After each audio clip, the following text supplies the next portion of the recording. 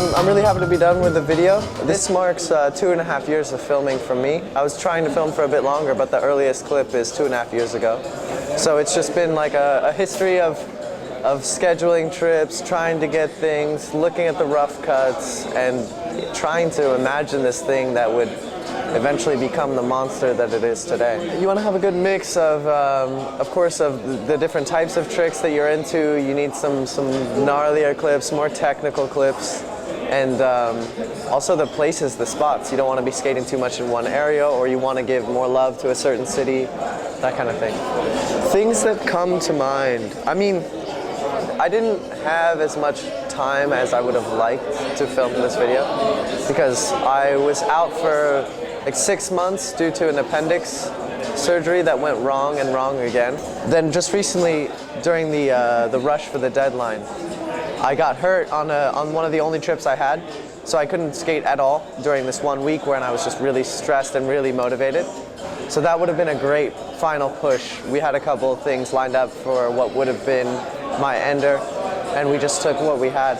I feel like I didn't really have an ender. I mean, I am pretty stoked to have a line at 3rd and Army in San Francisco for an ender, but at the same time I would have liked to have something more conventional. Of course, with the civil liberty part, I was living in Philly, he lives in Philly, and we would just skate every day. It was just the two of us. Sometimes Xander Takatomo would come along. But that was definitely his project entirely. He had everything planned down.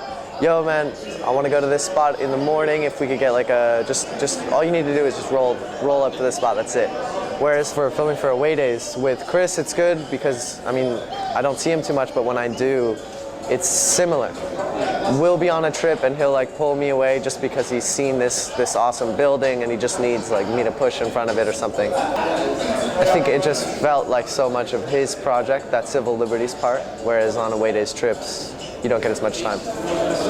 No, I think they kept it from me as well. I learned the morning of the premiere, so I was really surprised to hear about it and then to see the footage in the video.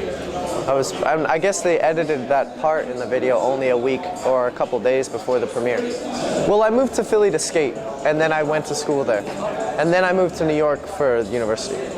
So when I was living in Philly, it was much more centered around skating. That was in 2013 that I moved there, just before I started filming for the video. Since then, I've gotten more engaged in school. I mean, the first 2 years were pretty easy, but the last one that I just finished was a lot more time dedicated to school.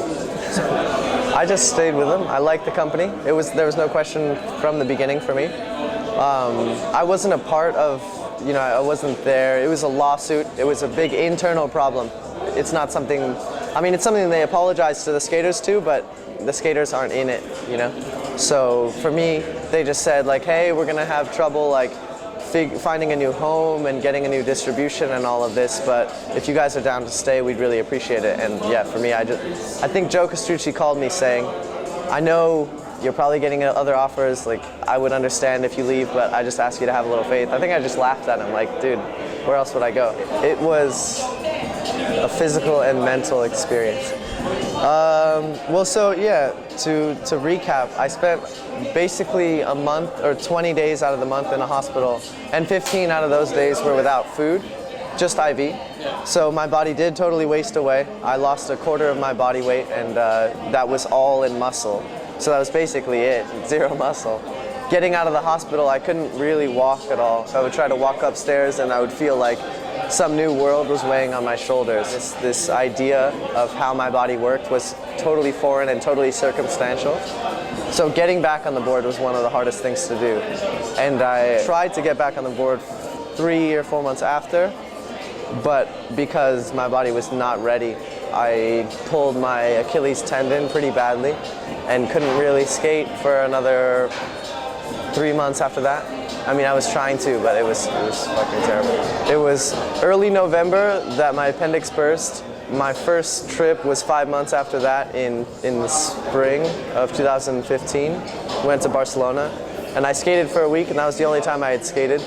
And that was when I pulled my Achilles tendon, so it wasn't until early June. So that was one of the first trips back.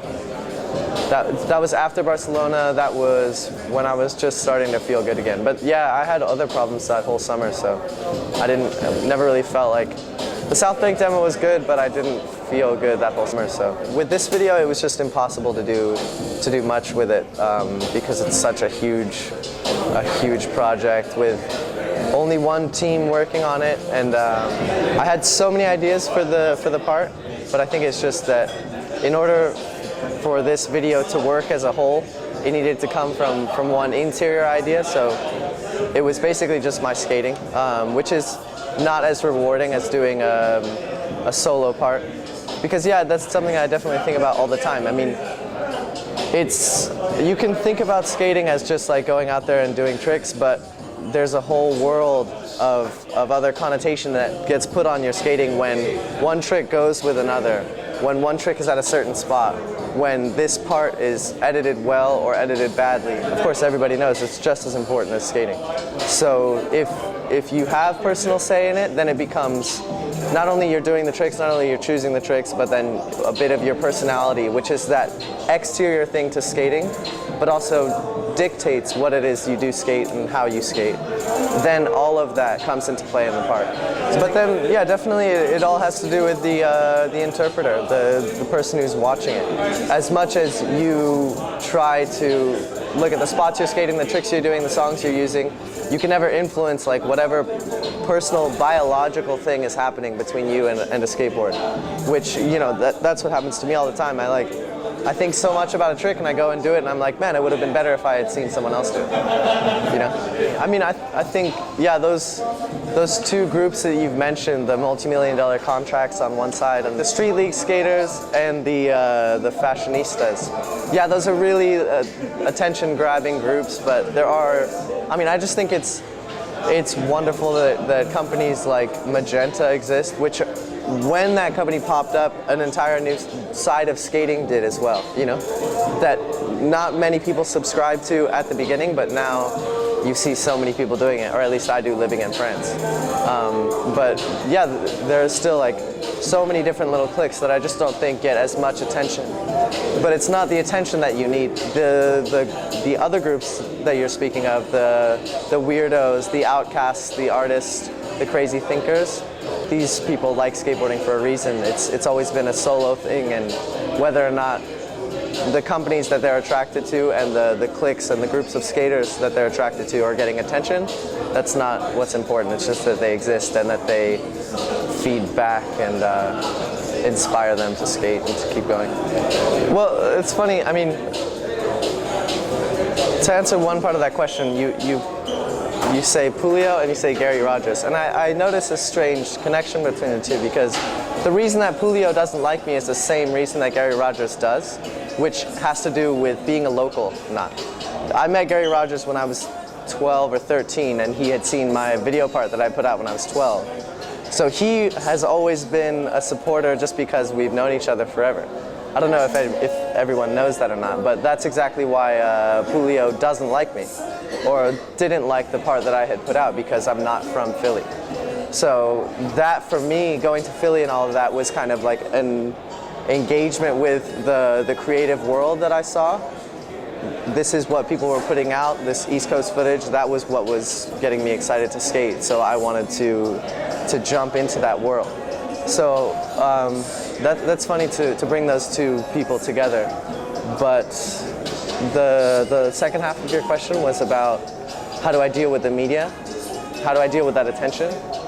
I mean, yeah, it's there, and I try not to pay attention to it. Because I've been skating with Adidas for the last 3 years, exclusively, that means I haven't been on any Habitat trips. So I can't wait to get on a trip with the guys this summer, with Stefan, with Al Davis, with Brian De La Torre. That'll be something I'm looking forward to for sure. This is Mark Suciu here in London with the Adidas guys for Away Days, and this is Route 1.